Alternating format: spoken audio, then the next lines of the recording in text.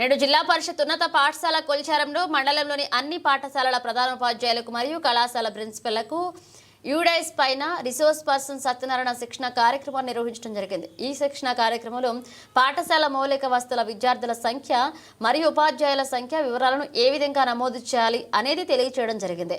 మండల విద్యాశాఖ అధికారి నీలకంఠ మాట్లాడుతూ ప్రధానోపాధ్యాయులందరూ ఈ శిక్షణ కార్యక్రమాన్ని సద్వినియోగం చేసుకుని అన్ని అంశాలను క్షుణ్ణంగా పరిశీలించి ఖచ్చితమైన వివరాలను పొందుపరచాలని తెలియజేశారు.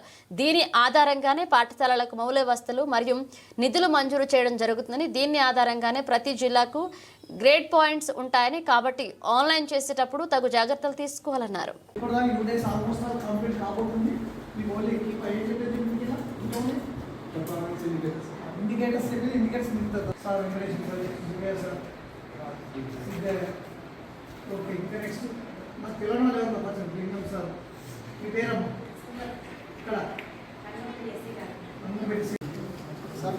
Last page, sir. Does the school have the following facilities? ఇవి మీ పాఠశాలలో ఉన్నాయంటే ఎక్స్పెక్టెడ్ సార్. అవైలబిలిటీ ఉంది, ఎస్ లేకపోతే no. Access to DTH TV channels. Does the school have